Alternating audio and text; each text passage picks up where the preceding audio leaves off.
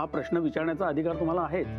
आता प्रश्न राहिला, मी हे कॉन्ट्रॅक्ट नेहमीच्या माणसाला का नाही दिलं? तर आपण ज्या माणसाला नेहमी कॉन्ट्रॅक्ट देतो त्या माणसाकडे आता सीझनल ऑर्डर स्टिकर आहेत आणि त्याला वेळ नाहीये। शिवाय तुम्ही दिलेल्या वेळेत टार्गेट पूर्ण करायचं झालं तर मला दुसरा एखादा पर्यायी मार्ग शोधणं भाग होतं। आणि म्हणून माझ्या एका ओळखीच्या गृहस्थानं राधिका मॅडमचं नाव सुचवलं। ठीक आहे, पण आता या ज्या कोण राधिका आहेत त्यांच्या प्रोडक्शन क्वालिटीचा काही विचार केलाय की नाही? श्री गुरुनाथ, मी कुठलाही निर्णय सांगोवांगी घेत नाही। आता तुम्हाला माहितच आहे, मी एवढी वर्ष फूड इंडस्ट्रीमध्ये आहे। फूड क्वालिटी टेस्ट केल्याशिवाय मी पुढे जातच नाही। आणि राधिका मॅडमच्या मसाल्यांची क्वालिटी A1 आहे, म्हणून तरी ही एवढी मोठी रिस्क घ्यायचं ठरवलं मी। एखाद्याबद्दल फार पटकन मत बनवता तुम्ही। गैरसमज आहे तुमचा। मी अनुभवावरनं हे ठरवतो। अहो, त्या बाईच्या डोळ्यात मला एक कळकळ दिसली, काहीतरी करून दाखवण्याची जिद्द दिसली, तिचा सच्चेपणा मला भावला, म्हणून मी तिला हे काम देण्याचं ठरवलं। अहो पण मिस्टर गुरुनाथ, माणूस शेवटी शून्यातनच वर येतो ना। आणि हे तुमच्यापेक्षा जास्त चांगलं कोण समजू शकेल?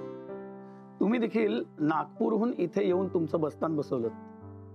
त्यावेळी तुमच्यासाठी ही सोपी गोष्ट नव्हती, पण कपूर साहेबांनी तुम्हाला संधी दिली। प्रत्येक धडपड्या माणसाला एक अशी संधी हवीच असते।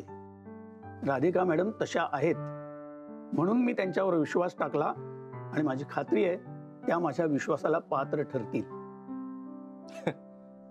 नाही, आता मी काय बोलणार? तुम्ही जुने जाणते आहात, एक्सपिरियन्स्ड आहात, त्यामुळे बिझनेस मध्ये इमोशन्स आणू नयेत हे काही मी तुम्हाला वेगळ्यानं सांगायला नको।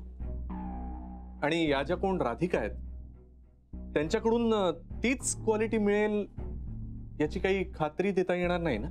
मिस्टर गुरुनाथ, बिझनेसमध्ये भावना वश होऊन चालत नाही हे मला माहित आहे, पण त्याच वेळी बिझनेसमध्ये भावना शून्य होऊन सुद्धा चालत नाही।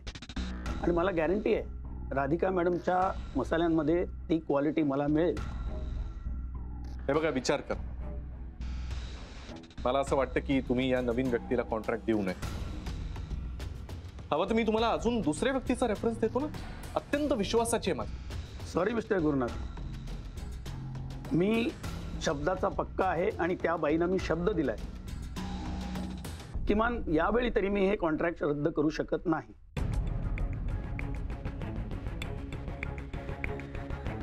ठीक आहे, मग लॉस बेअर करण्याची तयारी ठेवा। मिस्टर गुरुनाथ, बिझनेस ज्या दिवशी चालू केला ना त्या दिवसापासूनच मी ही तयारी ठेवलेली आहे। घ्या चहा घ्या। नाही थँक्स, येतो।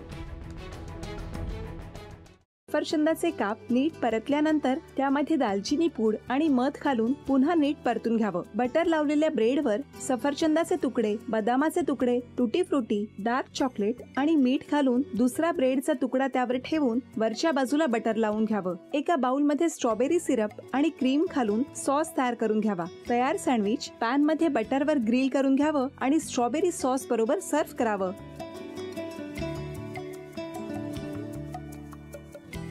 हे जेव्हा बोलत होते तेव्हा मी बघत होतो की या दोघांनी स्वतःचा संसार उभा केलाच, पण स्वतःच्या संसाराबरोबर अनेकांच्या आयुष्यात आनंद निर्माण केला।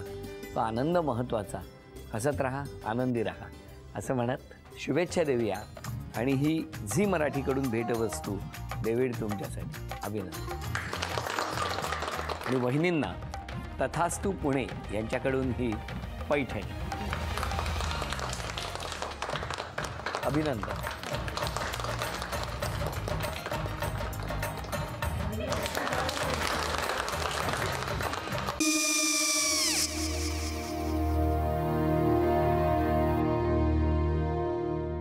काय गो?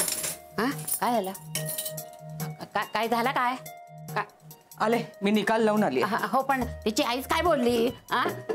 तिला वाटलं का सगळ्या निशाने आपल्या चुका कबूल केल्या का? आई, मी चांगलं सुनावून आली आहे। त्या तिची बाजू घेत होत्या, पण मी लक्ष दिलं नाहीये.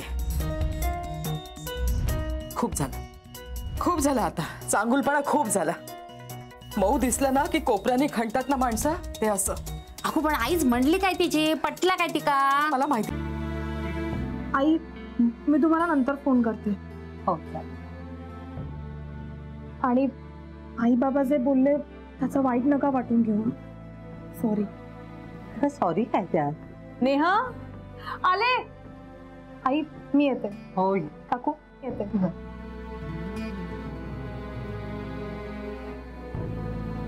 सावकाश जाग. हो हो. मग काय काकू, कधी उडवता लग्नाचा बार? बघूया.